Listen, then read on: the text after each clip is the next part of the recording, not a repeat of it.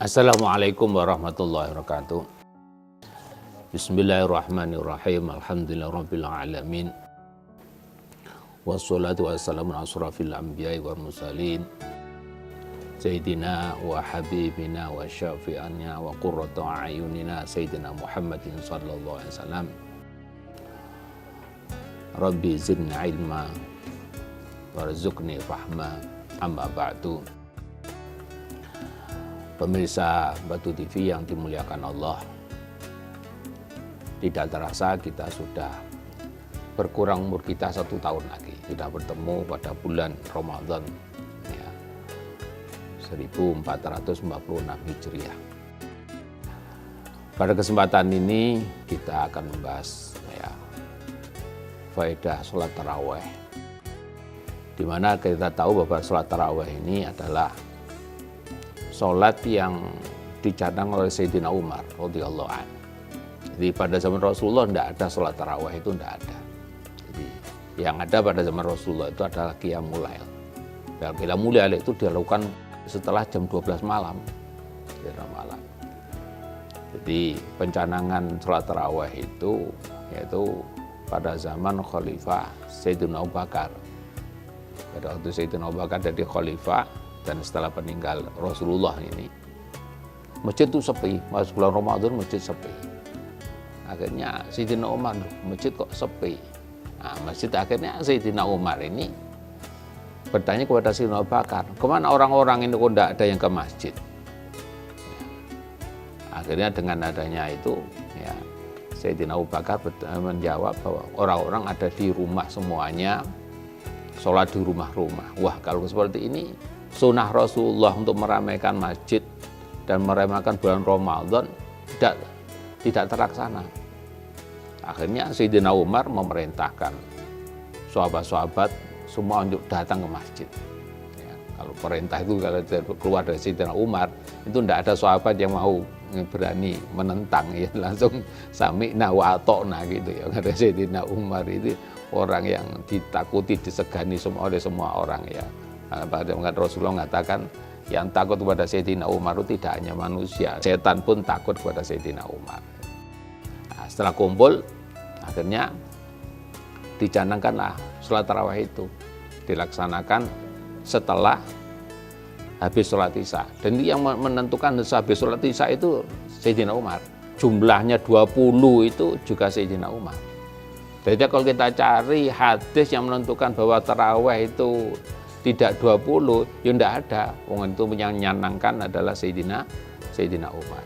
Sahabat itu kumpul semua di masjid, kemudian Sayyidina Umar memerintahkan Ka'ab untuk mengimami. Karena Ka'ab dipilih karena suaranya bagus dan dihafal Quran ya. Jadi yang dulu mengimami ya, pertama kali sholat tarawih itu adalah Ka'ab.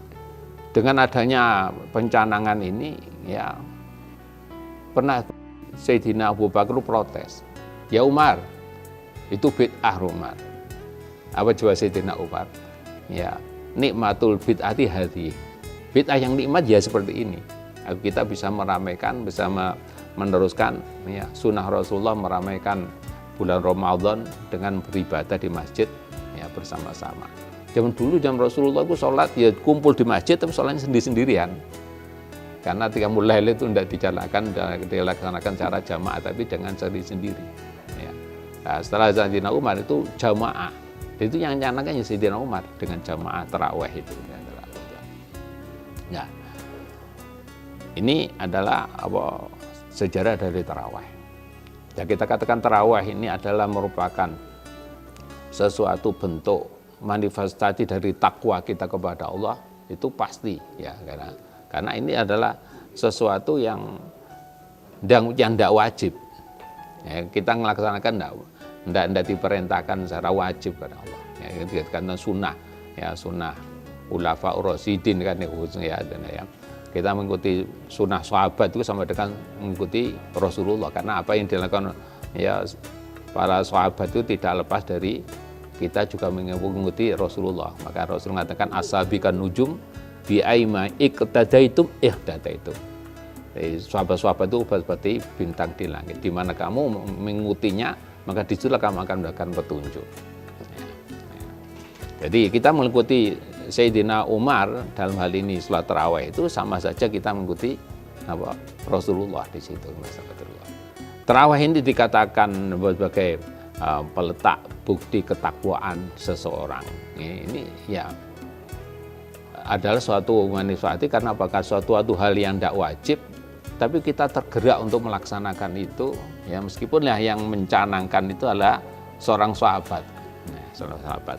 Maka dalam suatu makalah di ulama di situ yang ditulis oleh Abdul Syekh Hasyim Asy'ari dalam bukunya Ta'lim Muta'allim itu ya mengatakan bahwa waqala ba'du at-tauhid yujibul iman. Jadi tauhid itu menjadikan orang wajib untuk beriman.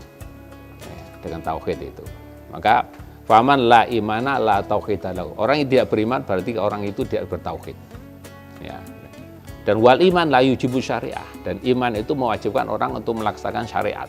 Jadi melaksanakan perintah-perintah Allah di situ. Maka faman la syariata lahu wala imana wala tauhid.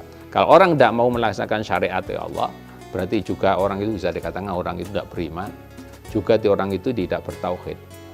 Ya.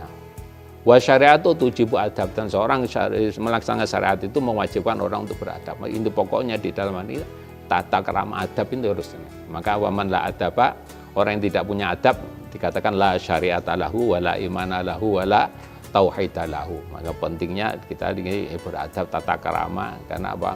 Karena Rasulullah sendiri mengatakan bahwa Islam itu terpenting adalah husnul khuluq. Maka Rasulullah pernah ditanya oleh sahabat, ya Rasulullah, mal Islam ya Rasulullah.